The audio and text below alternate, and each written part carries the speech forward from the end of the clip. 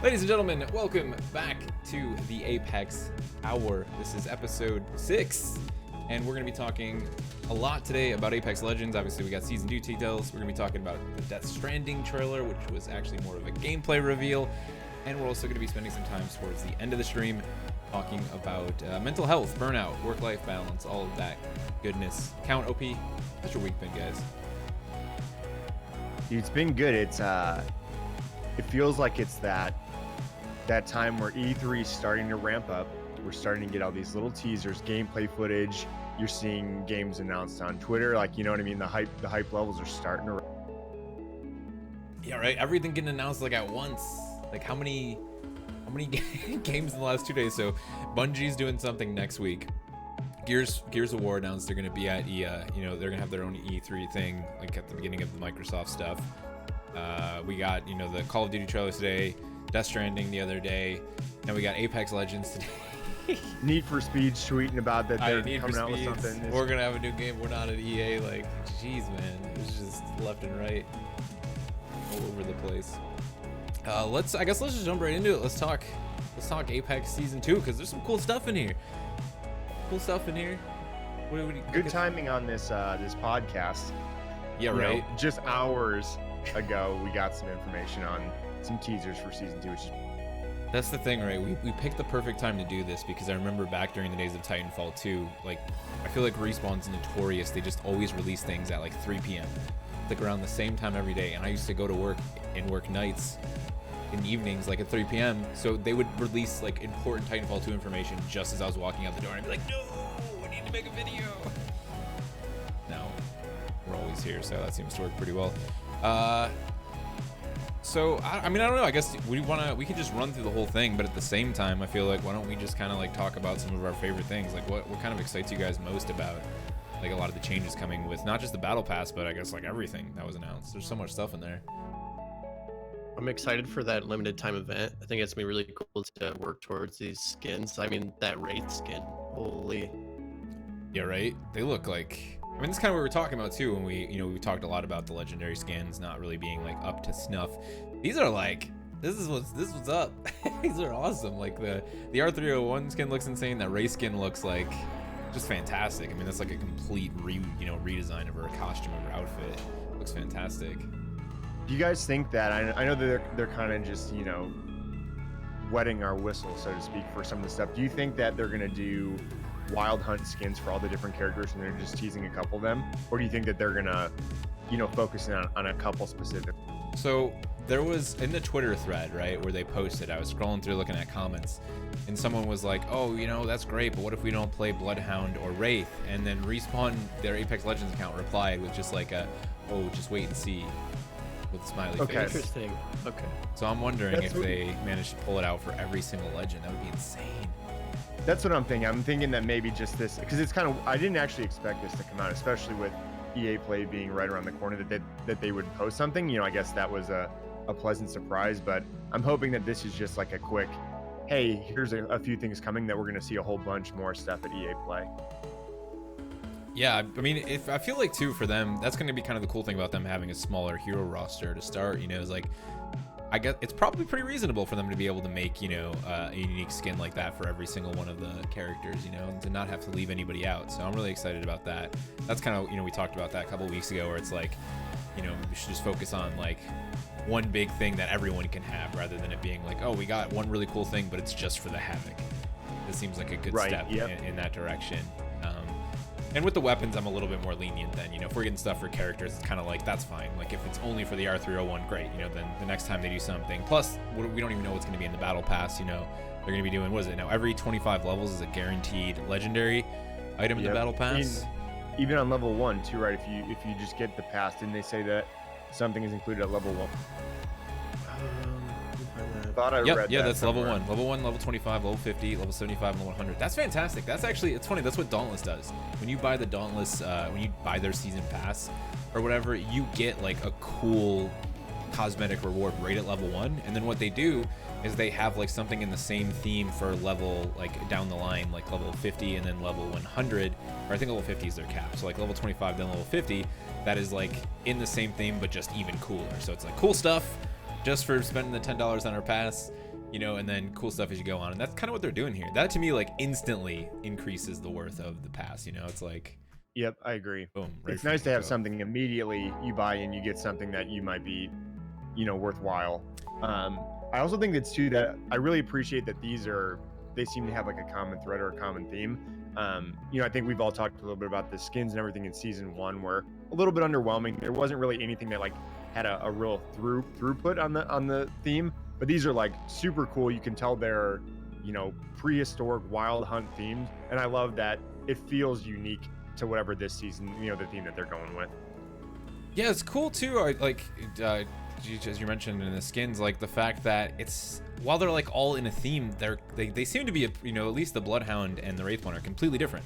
You know, they could have just been like the same aesthetic that Wraith has, you know, but like, here's a Bloodhound version, here's that, but it's completely different. Like Bloodhound's is, you know, got like some leopard print going on.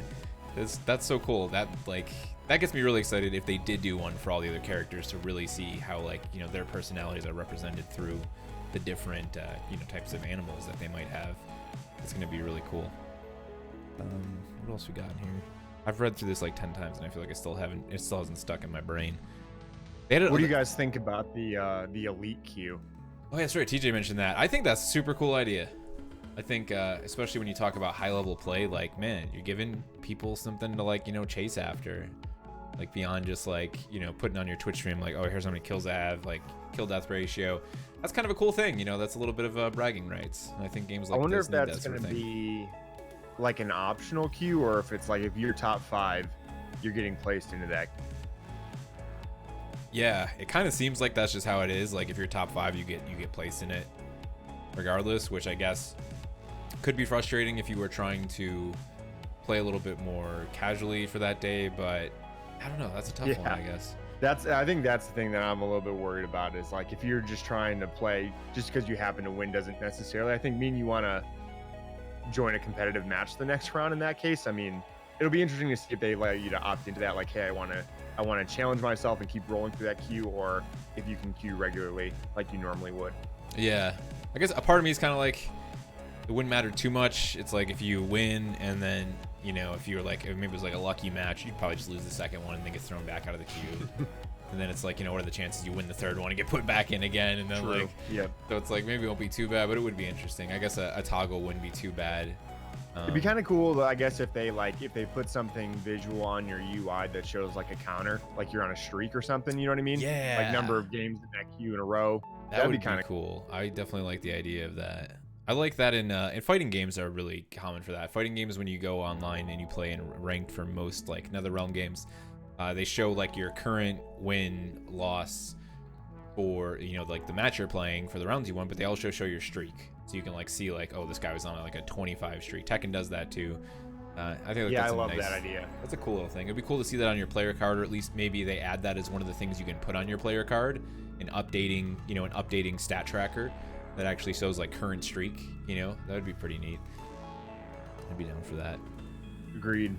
What we kind of talked about as well with the battle pass, you know, like we were saying like, oh, they need to give us more just more unlocks, more, you know, things to open because of all these like voice things. It's nice to see them kind of like taking those out and just being like, we're gonna just get rid of that and make some new content categories and get rid of the badge and stat tracker rewards, because those really aren't that exciting. I think honestly that might be one of my favorite things. Yeah, that those are coming out of there, because I don't think anybody was excited at level, you know, 80 or 90 something to earn like a voice quip. You know, that's not that exciting to earn, especially late in the battle. It's like, it's cool that they're there. I'm glad they've got a bunch of them. I like that they exist, but I don't want to get that in like a paid battle, you know, in the battle pass. I don't really want to get that in, you know, something that ends up being very hard to get. So that's cool. I like the idea of the crafting medals too being like a guaranteed, if you make it to 100, you have enough to craft a guaranteed legendary item. So that's like another legendary item on top of that. I'm curious to see. And it gives you some choice in there too, right? It says you can basically, you know, enough to go get whatever kind of legendary you want. If it's not in your pass, if you don't own it, it's like, hey, go unlock whatever. You know, whatever you've been waiting for this whole time. So that's a nice touch. I'm curious to see just how significant. It says significantly reduced the time to get to level 100, which I think is good. Because it was one of those things, you know, you talked OP, like with the amount of time you put in. It's like it was a good time period for people who were like, who playing, you know, on a daily basis. really putting in the hours. But for anyone who was even playing like casually, it was just like, it was pretty bad. And Frothy was actually that. Frothy is somebody he didn't play casually. He played like probably middle of the road, and he didn't end up hitting level 100. So I'm happy to see that. Plus daily and weekly challenges as a way to boost your level ups. It's honestly like they play Dauntless. I'm wondering. It's like Dauntless does all these things with its battle pass, and I'm like, these are so smart. Like I wish Respawn would do these. And then they make this announcement today, and I'm just like, oh, they're doing all those things. I think the introduction. No, go ahead. I was gonna say, I think the introduction of the challenges is really awesome. Giving you a reason to log in daily, weekly, and I kind of like they said they're not necessarily looking to make you change up the entire game the way you play, but it'll give you something to do, especially too, if you're looking for something a little bit unique while you're playing, or a little something different than the typical BR loop. Yeah, I'm stoked about that. Do you have something you wanted to add to it, OP? I was gonna say I'm really curious to see what these 3 new and content categories are going to be for rewards. Like, are we gonna get like attachments for our guns, like little keychain things, or like what? I'm really wondering what it's gonna be. Yeah, they're really just kind of like, they say nothing about it. It's like, okay, what does that mean? Like, I mean, because there's nothing in the game currently that could be rotated into those categories. Like, plain and simple, there's nothing there. Like, it has to be, they have to add something, right? Am I missing something that's like not in those, that could make, like, there's nothing. So yeah, I don't know.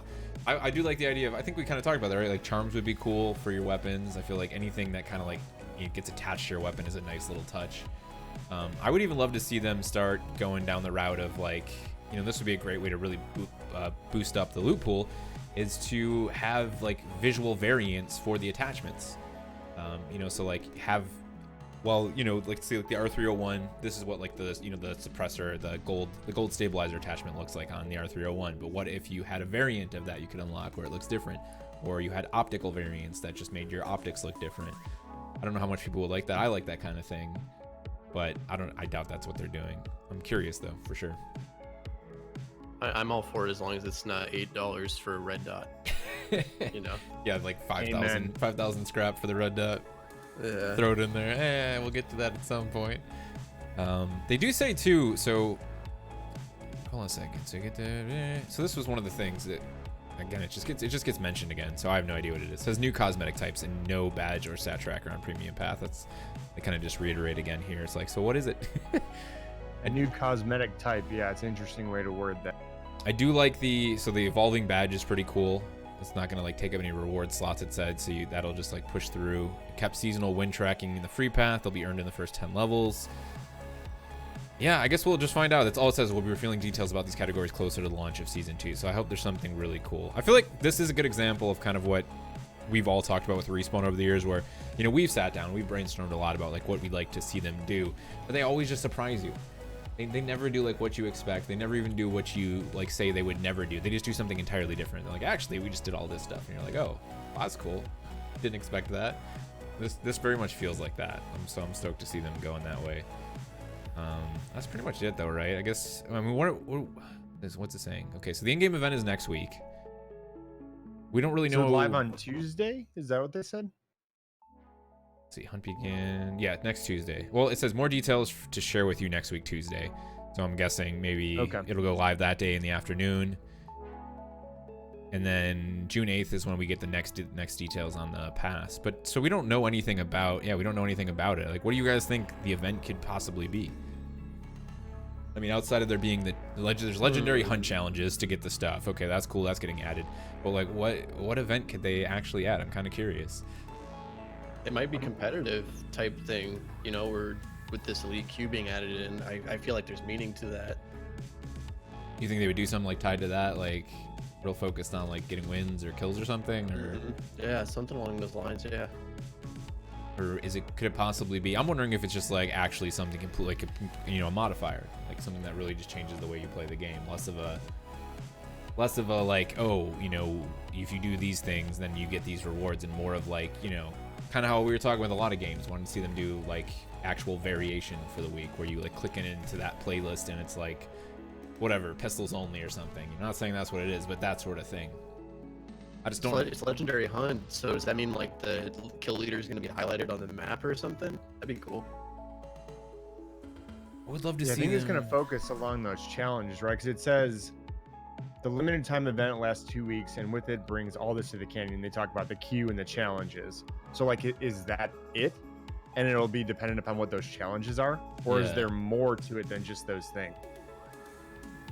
I'm interested. I mean, this is my out there, like way out there, thought. Like, what if, you know, I mean, in the past, Respawn's been pretty big on like adding creatures into their worlds. You know, Titanfall 1 especially had a lot of like creatures you could actually kill and shoot.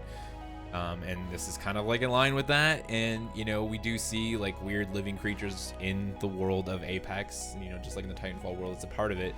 What if this was like them adding like some AI stuff, some like PvE content into the mix as a part of like the challenges?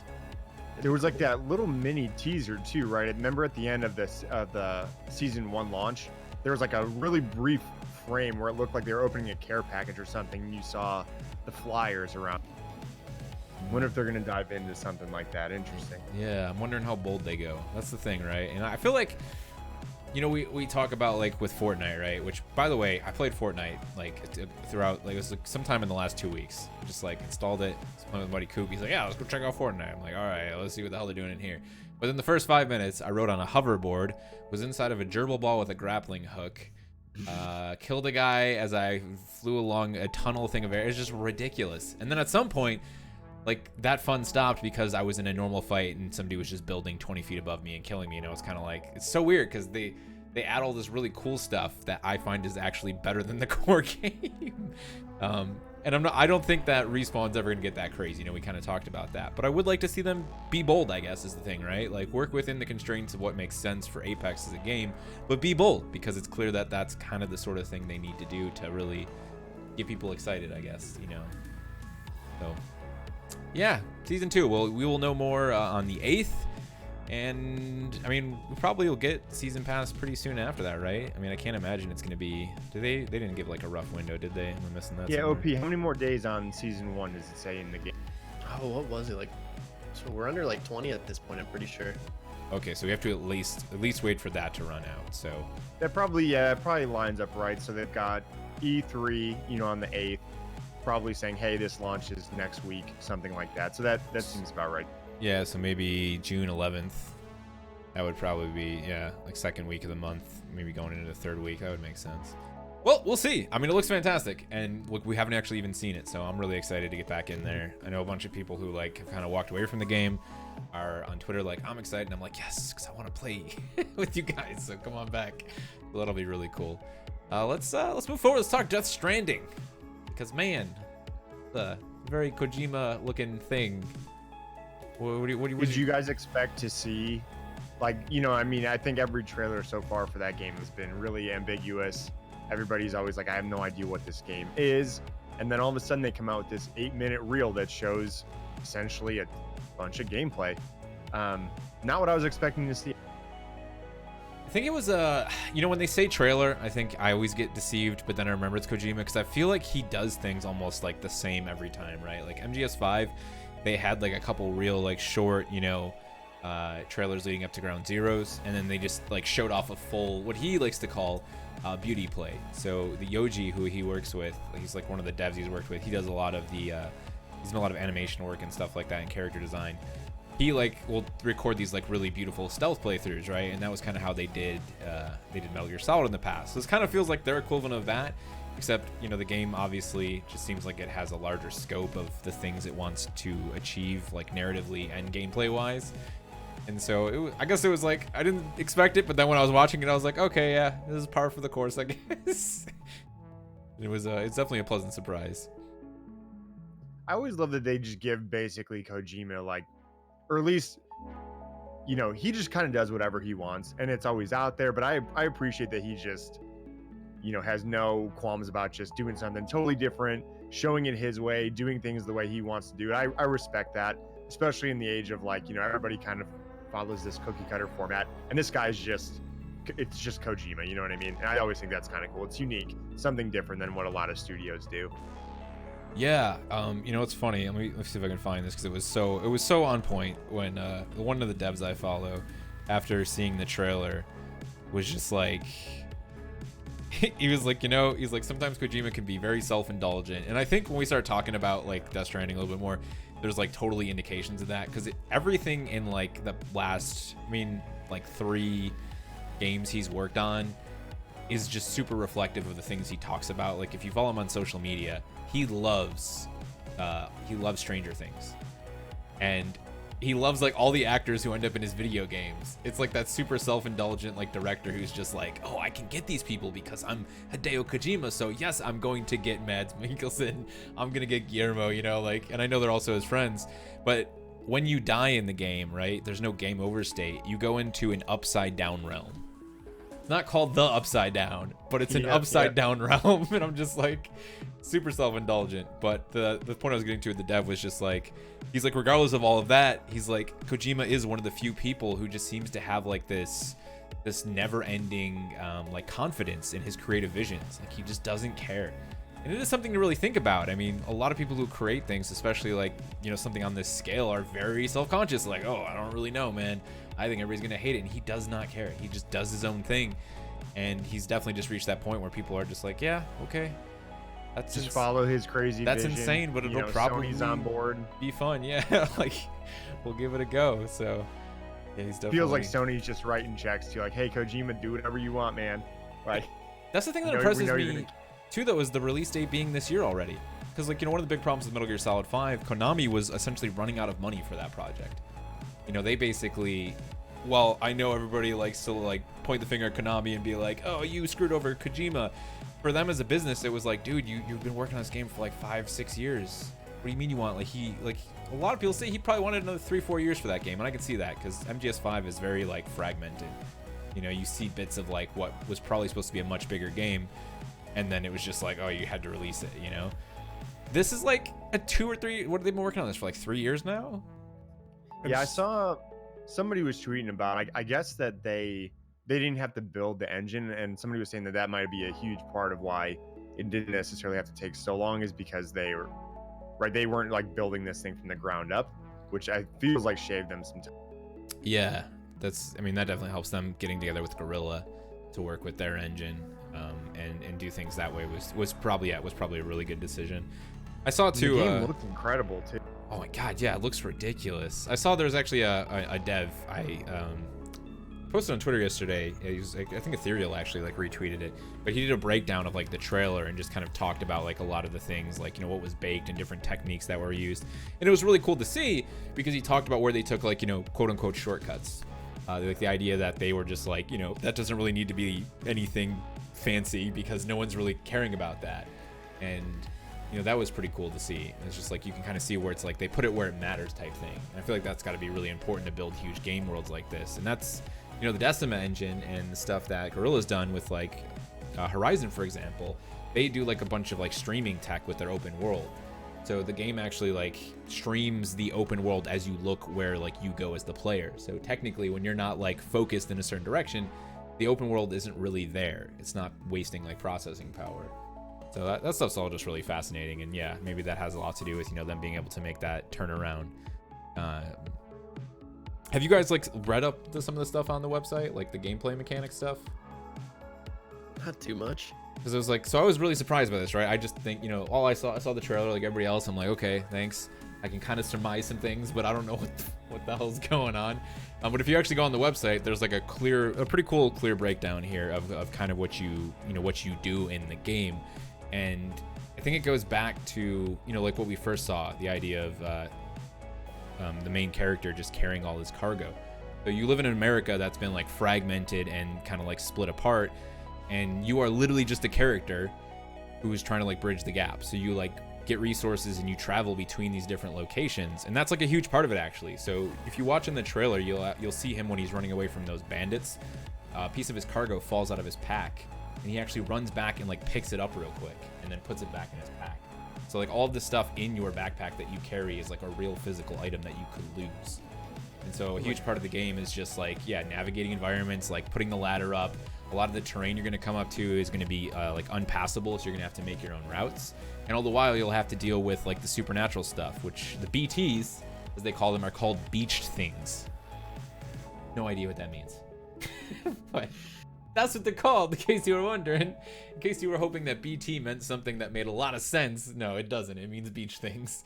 Yeah, those things were scary. Yeah, and you know, I'm wondering, it's so hard because you like want to just try and, it's one of those games where it's so mysterious that you immediately want to start like theory crafting, like, maybe it's this, because we do get to see them go into like, you know, basically World War One. He's like in World War One, walking through the shadows of a battlefield. You know, you see like the old World War One tanks and stuff, and so I'm just like curious as to if like America has been kind of like the timeline is meshed together in some way. You know, it seems like Mad Mikkelsen's character exists across like multiple things. You know, like he's working on the side of the undead, or he exists on the side of the undead. All that stuff gets really insane. But back to what I was trying to explain was the core gameplay mechanics. So yeah, you travel around, you carry in all your stuff. When you die, there's no game over state. You actually end up inside of the upside down realm, and then you have to search for a way back to the living. But when you're in that realm, I guess there's like a huge focus on being like non-combative. So they say you can use combat, but killing your foe is almost never the solution, and every death carries a consequence. So when you kill individuals in the upside down, it's supposed to have some sort of a consequence on the rest of your world. So yeah, Wow. that's the thing. That'll be cool to see. And then the last big part they talk about is asynchronous gameplay. So you can actually like essentially help other players without ever like actually, you know, crossing their paths, by sending supplies, sharing safe house locations, and actually following their footsteps. So that's going to be interesting to see. I'm, you know, not entirely sure how that's going to work out, but like I'm all for cool asynchronous stuff in big open worlds, you know, kind of like a Journey vibe going on. Yeah, that's gonna be interesting. Yeah, the secret little multiplayer component that they're talking about. I'm curious to see how that's. Kojima too was talking, like, so right before they released the trailer yesterday, he kind of like put out a thing, and I guess one of the big themes for him of Death Stranding is like building connections with other individuals. Like, so that was kind of like his human theme for the game, I guess, was he wanted to like create a game that at the end of the day like is about the lesson of building connection with other people from, you know, different walks of life and stuff like that. So that's, And I think that's what he called the strands, right? Like building like those bonds or strands. yeah, building kind the of strands. The plan. They do also reference, again, this is like totally him, right? Like his all of the stuff and like anything, any writing that ends up in his games is always so on the nose, no matter how bizarre it is. And Troy Baker's character actually calls it the Death Stranding. So there's like actually a thing called the Death Stranding. Yeah. Interesting. No idea. Very Kojima. No idea. I guess coming back to it, the thing that gets me really excited is like, with his games, it's always like, okay, there's a bunch of crazy stuff, doesn't make a lot of sense, but I feel like he does make a drive to have really interesting gameplay mechanics that are very detailed, and I like that. But what I don't like is when we get something that's like full-on Red Dead 2.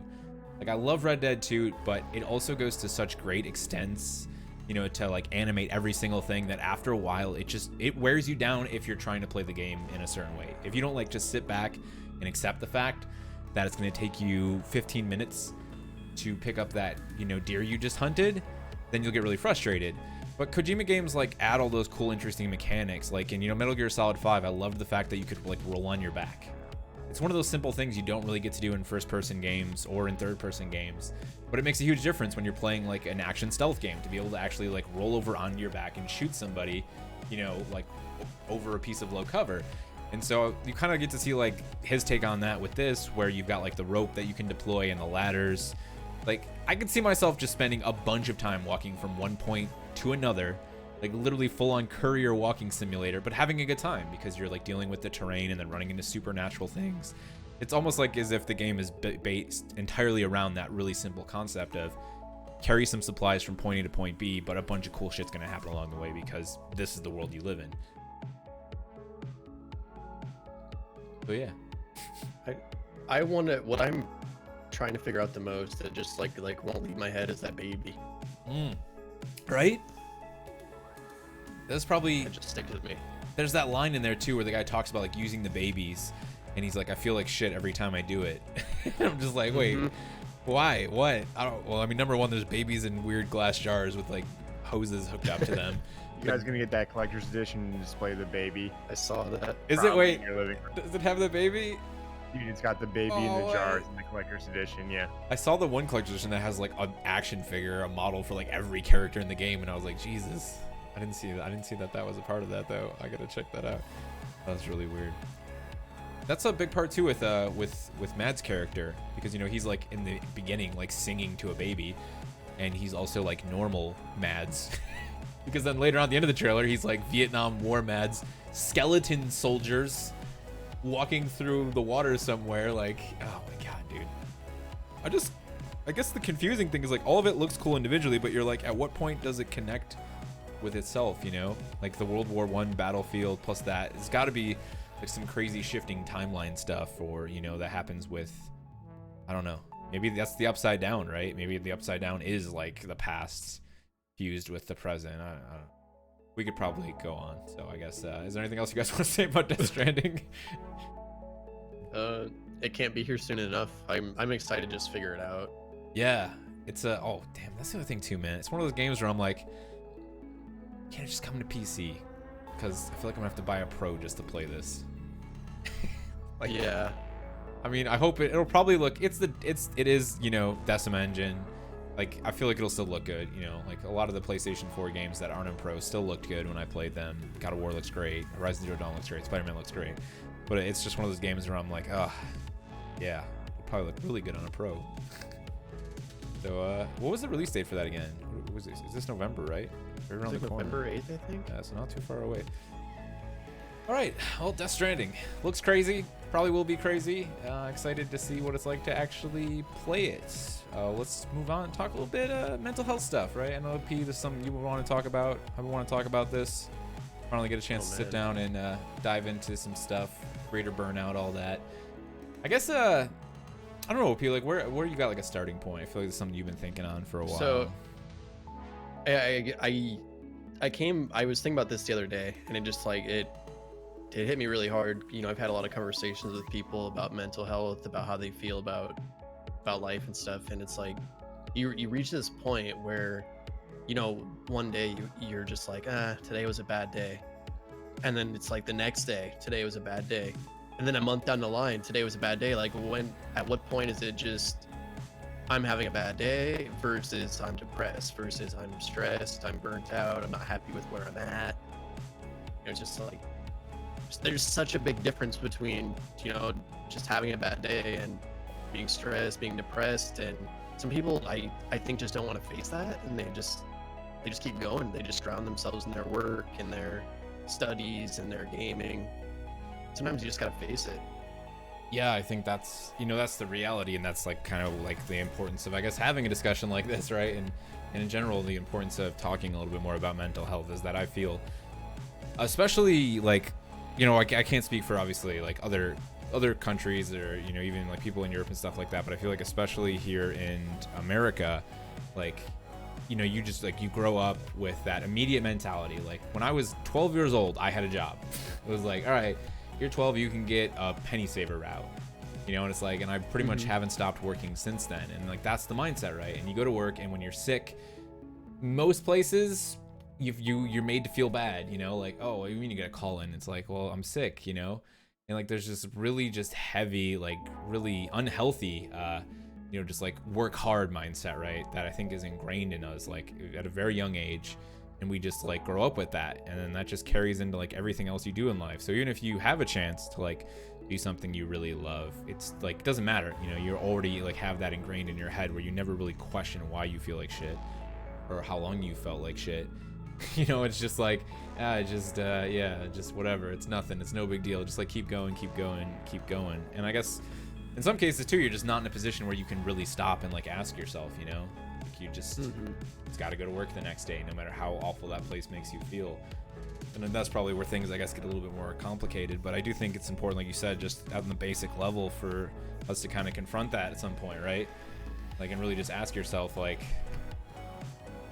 yeah, I felt like crap for like months and nothing I'm doing is making that feel any different. You know, like what needs to change? Like what needs to happen?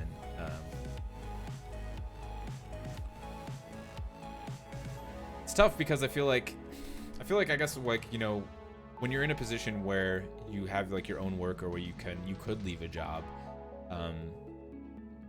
you know, you can kind of just always fall back on like, oh, well, I'll just like go do something different. I'll make that change. And for some people, that's not like possible, right? Some people, it's just like, well, I just have to like stay where I am. But I guess at the end of the day, we should still, regardless, like push for an environment where people still ask themselves like, but really, like, how much is what I'm doing worth right now versus like my sanity, you know? And I've had friends who have taken like pay cuts at jobs they worked at, you know, like not enough to where they were like, oh, I like literally can't pay for the things I need to pay for anymore, but enough where it was like, if I take this, you know, $3,000 pay cut and go get this other job, I'm actually going to be like exponentially more happy, and that's like worth $3,000, you know.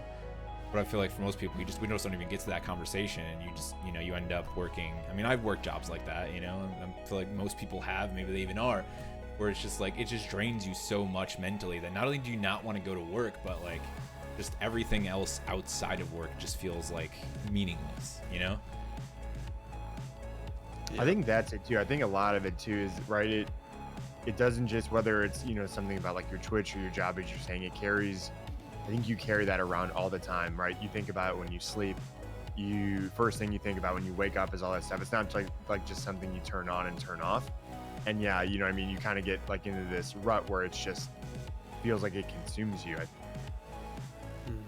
Yeah, it's like a hole. It's like you're stuck in this hole. You're looking for any like light, any, you know, other job opportunity, you know, a different game to come out that sparks your interest, you know, just some kind of light, something. Yeah, and I think you know, there was the whole thing with the health organization like classifying gaming as a disease, and obviously that stuff gets like hardcore memed, but I think like the deep reality is that there is like a discussion to have there, and maybe it doesn't necessarily need to be you know, applied specifically in that one case to video games, but instead applied to like all of the things we consume in life. You know, we're like so willing to say like, oh, that person like turned to alcohol because of like how frustrating things were, right? But like, you know, like you were just saying, OP, that can be anything, right? And I feel like in the long run, it does start to devalue the things that you once enjoyed. You know, when you're like seeking out like the next great game just to make yourself feel a little bit better, but then it doesn't even last that long. You know, you just eventually like you play it and it's just like, oh, you know, it's just that small hit of like dopamine to like allow you to sort of block out how, you know, just terrible you felt, you know, for a moment. Suddenly those things then start to become tainted by like that, you know. I feel like it can totally just like affect your personality, like who you are, the way you treat the people around you. Like when I was working the last job I had, actually, before I had like saved up money and decided I was just gonna like kind of step away from work for a while and do this until I just drained the savings, was a place where I was just like, I had reached a point. I had like only worked there for 2 years, but it was like the people I worked with were miserable. They were people who had been there for so long. There were some older people, there were younger people who were just like not good people, you know. And it's just like you get around in that, like, and it just makes you angry. It's like I feel like you're either the type of person who just lashes out at them all the time, or you're like me, who's like, you know, I don't feel like just having a confrontation with these people every day, so I'm just gonna go about doing my work and occasionally tell them off if they give me nonsense. But then it just makes you angry, man. Like I feel like I was for a long time, like at that place, I was legitimately just like super angry. Like I'd come home, I'd be angry. I would, you know, I'd get in arguments with my mom at the time. I was still living at home. I didn't want to, you know, like talk to anybody, and I would, like, games were totally my escape for a long time. And I often wonder, like, had I just stayed there, like, would have I reached a point where, like, eventually I would have just hated the games I played too? Like, would there, you know, when do you eventually reach a point where nothing is enough to, like, put a band-aid on that wound, right? Yeah, it's so hard to pinpoint that and know, like, enough is enough. Like, I reached that point a couple weeks ago where it's just like it hit me so hard. I was just like, you know, I am so unhappy, nothing's fun, you know, and it's like the things that should make me happy aren't making me happy, and you know, like I seeked help, but you know, I had to do it. And yeah, I wish there was a way to express when somebody knows. I feel like I just knew, you know, like I don't know how it would be for everybody else, but it just hit me. Yeah, I wonder if, like, you know, kind of like we were just talking about at the beginning, like, I feel like sometimes it's just discussion, right? I think, like, it's really easy for us as just creatures we are, as humans, to live in like really consistent denial, because most of the conversation that we're having with the people around us just reinforces that denial, right? And just, oh, don't, what are you talking about? Yeah, no, you're actually fine. It's not really what it is. You just need to keep working. Just like keep going through it. I saw that somebody, like some other streamer talked about that on like Twitter a few weeks ago. They were like, oh, I just feel like people just need to like work through it. And I'm just like, I don't know, man. I don't think that that's the majority of like people who are talking about this. I don't think the majority of people are just people who actually just don't want to do the work. I think the people who are bringing up this sort of thing are people who actually have just been like grinding away endlessly, and you know, have just kind of pushed themselves to the brink. And it doesn't even have to be streaming or YouTube, you know, it's just normal everyday life, you know, that job that you've been stuck at for you know, the last like 15 years, 9 to 5, that doesn't really allow you to grow creatively. And I think that's an unfortunate thing about the society we live in, right? Is like, you know, we essentially need to maintain income to exist, pay your bills, to have a home.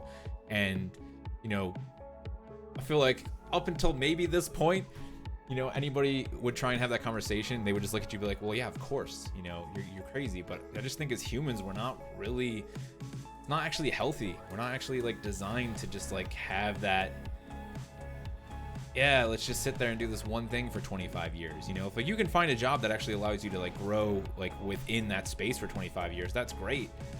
But I feel like, you know, you have a lot of jobs that aren't that, right? They're just mundane tasks, like day after day after day after day. And that's when people fall back on their hobbies. But I feel like there's a certain point for some people where they don't even get to enjoy their hobbies because of how negatively that affects them. You know, like we're just, again, folding back on what you were just talking about, OP, like eventually it just starts to roll in on itself. And, you know, when you came home from work and you sat down and you know, baked or cooked or, you know, whatever, you did foam crafting, you played video games, you wrote for yourself, you know, made music, you know, I feel like those things only go so far before, at least for some people, you just don't even want to do those things anymore. You know, like the bitterness just infects everything. Yeah, that's totally spot on. It's just like it just takes over. In all honesty, yeah, there's the point where it just like takes over, and it's crazy because it's like I think a lot of people don't take it serious. You know, a lot of people are just like my mom is one person, like I don't know if maybe it's her generation or what, but she's like, yeah, you just need more sleep, or you just need to work out more, or go out, hang out with some people. Like there's always an excuse almost. Like it's all in your head. And I'm hoping that just like society as a whole starts to take mental health like more seriously. Yeah, but it's funny because my mom is not necessarily the opposite of that, but my mom has always been someone who I think has struggled with like her mental health. Like she was an insomnia she still is. I think she's finally been doing things to like kind of like take back control of her life. But when I grew up as a kid, like she didn't sleep. Like the reason, she always played video games. She got me into video games. But the reason she has 3,000 hours in Oblivion is not because she had like all the free time in the world and she loved playing Oblivion. It was because she happened to like Oblivion, but because she was an insomniac. She would go to bed at like 9 o'clock at night, and I know, like, you know, as I got older, I started to realize like the things that would eat away at her, you know, just like constantly worried about, you know, worried about my dad's health, worried about like the house, worried about, you know, bills, blah, blah, blah, all that stuff. You know, and she would just wake up like an hour after having gone to bed and then just play video games until like 7 o'clock in the morning. And she did that. Like I watched her do it. You know, when I think about it, the woman probably didn't sleep more than, you know, maybe 6 hours a week for probably 20 years of her life. And it's like, Jesus, dude, you know, like how, you know, that weighs on a person. It's one of those things where it's like I have so much, I always respected her, but I have so much more respect for everything she's gone through. And I just know, there's like so many people, you know, like that from that generation where, you know, it's just kind of like they knew it was a problem, but they had no choice but to kind of brute force it, like we were talking about, right? You know, it's like some people, you know, you're saying with your mom kind of just being like, oh, don't worry about it. And, you know, some people just not wanting to acknowledge it. But then I feel like, you know, you did, like you have people who just acknowledge it, but they don't really know where to go with it. They're just like, yeah, I know it sucks. That's how she always is, you know, if I'm feeling down and out, or if I just feel like, you know, I'll just talk to her and she'll just be like, yeah, just how it is. It's like she unfortunately doesn't have that solution. Like powered through, yeah. Yeah, you know, she just always just woke up and just kept going. And I'm just like, when I think about it, I'm just like, God, dude, I don't know how she does it. Because like, I can't even, you know, if I have a week like that, I won't even want to leave, you know? And then for me, it's like for a lot of my life, I would just turn to like, you know, food. I'm fortunate enough that I never became like an actual like obsessive eater and like, you know, it like ruined my health. I never got to that point, but it's like, I still see it now, you know, if I like, you know, like when things with YouTube were just kind of like going completely out the window and I was like, wow, 6 years of my life, like, all right, that's gone to shit. It was like, that's all I could think about was like, oh, I'm just gonna like, you know, make this ridiculous meal and eat this right now. I'm gonna wake up at 2 o'clock in the morning and make burgers because like food just makes me happy, you know, for like 10 minutes. It's like, I feel that. so it's hard, yeah, because it's like, I feel like I feel like the one thing that we are getting, I think, better at least is starting to acknowledge it, you know, like you're talking about P, is at least acknowledging it, but then it's kind of just like, you know, where do you go? And I think at the end of the day, the solution is just different for everyone, right? Mm-hmm. I do think for me, friends are actually a huge, like, they're a huge, like, cure, I guess you could actually say. Like, just having friends I can talk to. My buddy, Other Tony, as I always refer to him, you know, him and I are like a reflection pool. I think we've kind of always had very similar mindsets about life and just the things, you know, that we've dealt with. So him and I just can bounce back and forth with that sort of thing. And then I think beyond that, you know, for me, like video games as escapism adapted into video games with friends. You know, like when I see Derek recently, you know, like struggling a lot to find a game, I'm like, you know, I think there was like that point where I did just not want to like play anything. There was nothing I liked, but I'm at like a point with games where it's just like, just call me up on the phone, hit me up on Discord and be like, hey, I'm playing this game, want to join me? And I'm just like, I won't even care what it is. You know, if like you and Count and Butter and Derek all said to me tomorrow, you guys all were going to play WoW Classic together, I'd be like, oh shit, yeah, let's do it. You know, like it wouldn't even matter like that I don't actually care about WoW Classic and I don't really want to play it.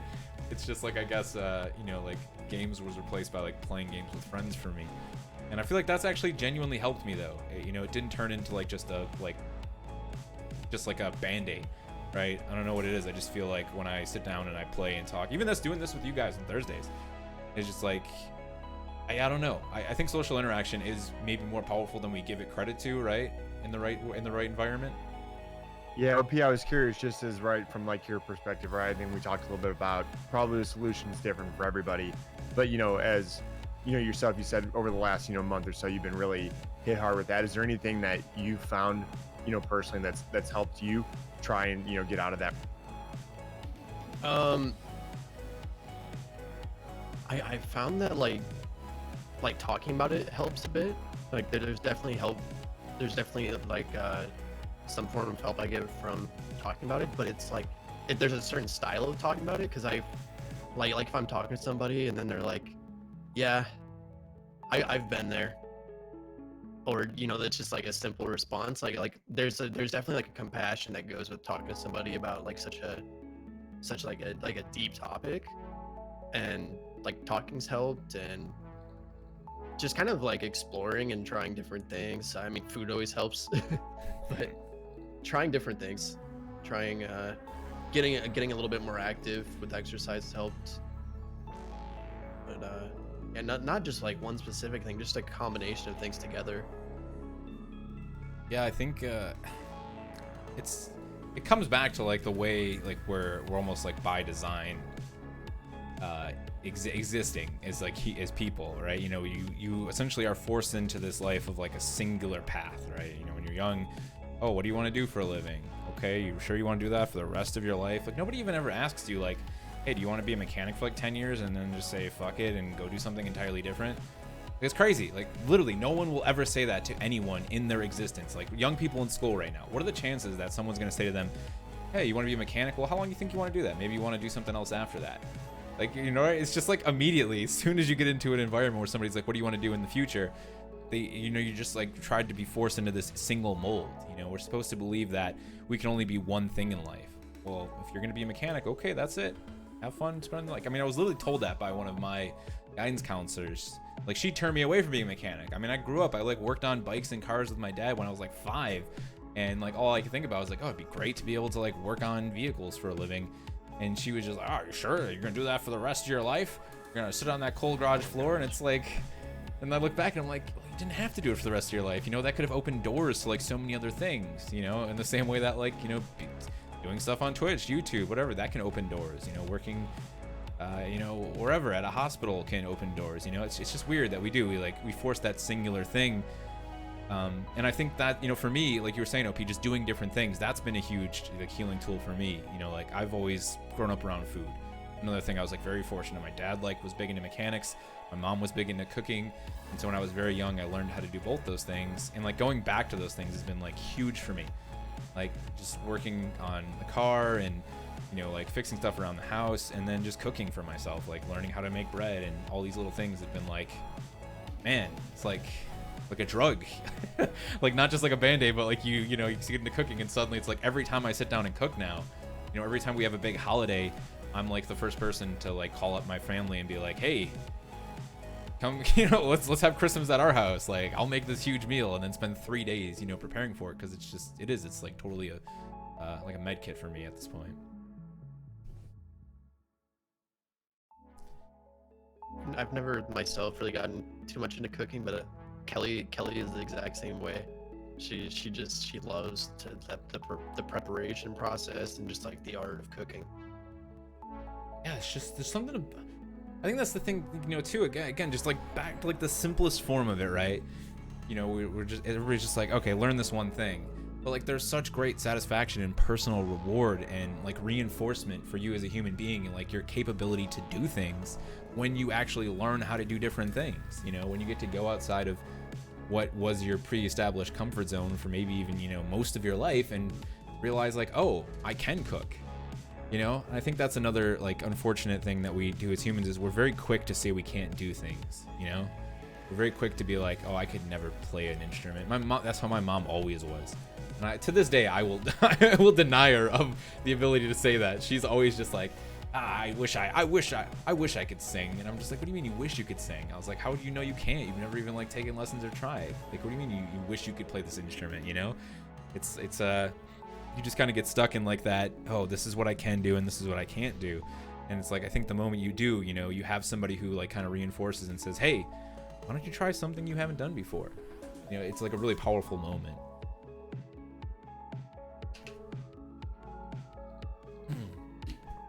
But yeah, I guess that's the biggest tool, right? At the end of the day, when we talk about like how do you fight back against stuff like this, is just to talk about it.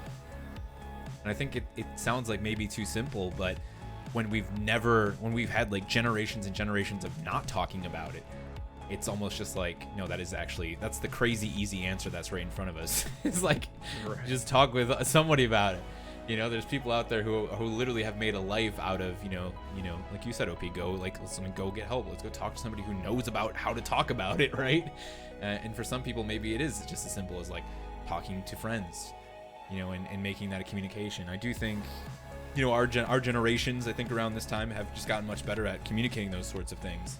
I would say, you know, when I was maybe a little bit younger, maybe like when I was half the age I am now, that was definitely not the sort of conversation that I had with friends. And then I can honestly, it's one of those things I can like remember actually, like the first friend I had who I actually had those sort of conversations with, because it was so new, right? To like have somebody who like, you know, called you up at 11 o'clock at night and was like, dude, I just need like, just I'm gonna come over, just come outside and like walk around the block with me. Like, I just need to talk. You know, I was like, wait, what was happening? Why is he telling me these things? You know, and then it starts to like click. So maybe we're making progress as people. Hopefully that helps people individually start to make a little bit more progress. We can all just